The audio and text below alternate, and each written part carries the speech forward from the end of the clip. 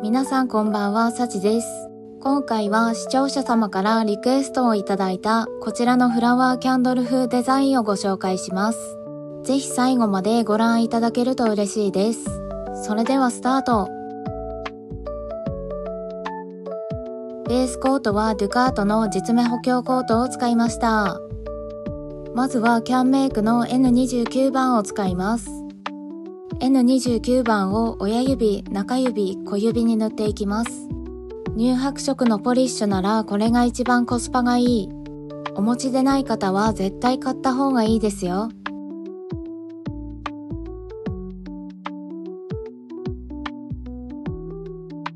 人差し指にはキャンメイクの N19 番を塗ります。こちらリニューアル前のものを使ってます。今は先端が丸みのあるハケになってます。薬指にはチフレの243番を塗ります。手元が綺麗に見えるくすみローズカラーです。ここまで塗れたら5分くらい乾かします。キャンメイクの N19 番を使います。ボトルの口で余分な液を落としたらくの字っぽくなるように3箇所に重ねていきます。わざとムラになるように塗ってください。スタンプを押すような感じで塗るといい感じにムラになってくれます。液が足りなくなったら少しだけ付け足して塗ってくださいね。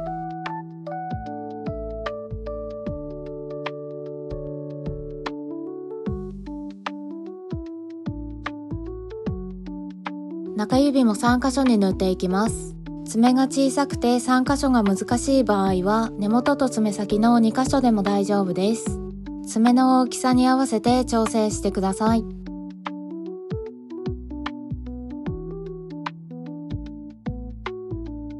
他の指は2度塗りしていきます。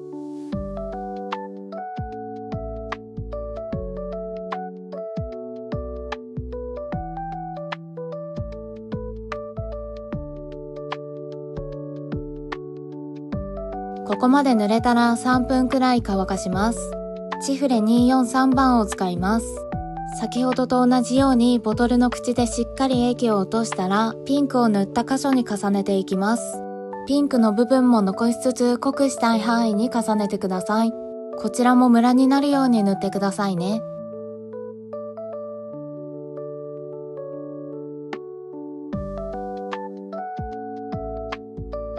中指も同じように重ねます。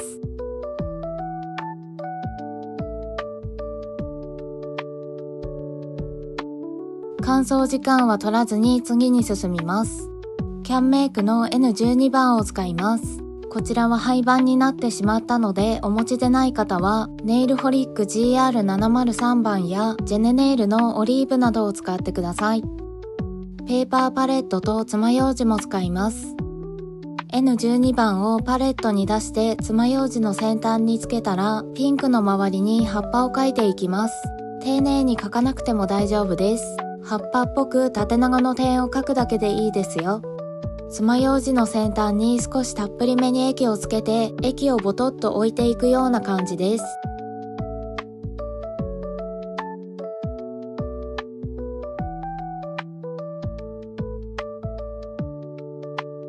中指も同じように葉っぱを描いていきます。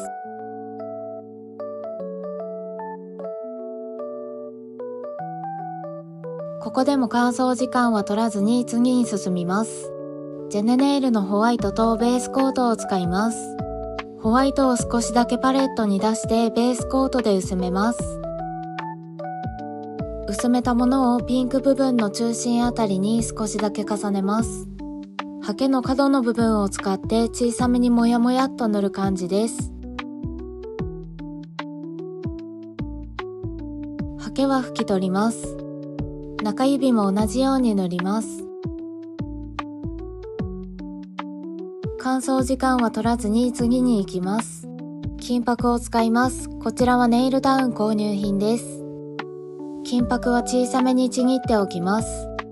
金箔をつける箇所にベースコートを薄く塗ってバランスを見ながら金箔をつけていきます。隙間が気になる部分に少し大きめの箔をつけて、その周りに小さめの箔をつけるとバランスを取りやすいです。中指にも同じように金箔をつけていきます。薄くてぴったりくっついてくれるので、ポリッシュでも使いやすいアイテムです。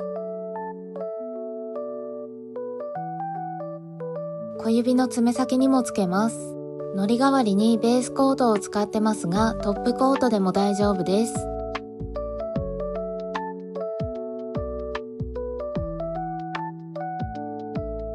キャンメイクの N29 番を使います。N29 番を親指と中指に重ねます。乳白色を上から重ねることで、お花をキャンドルに埋め込んだような感じになります。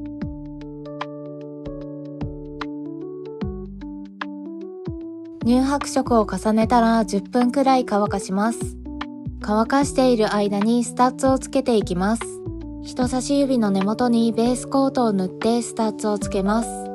薬指の中央にはスタッツを3つ並べてつけます。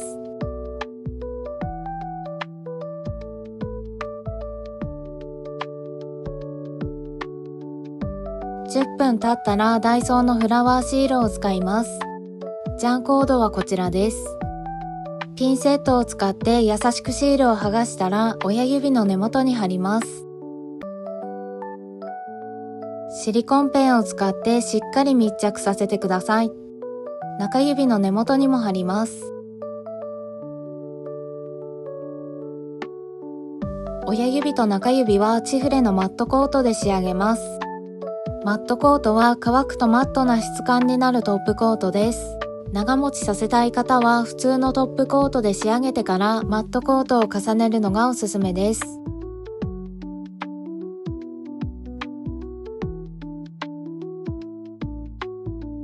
他の指はいつものトップで仕上げます。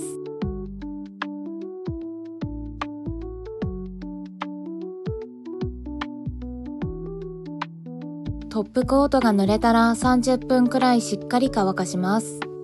フラワーキャンドル風ネイルの完成です。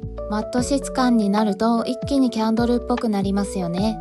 ふんわり優しい雰囲気、使用したものをまとめます。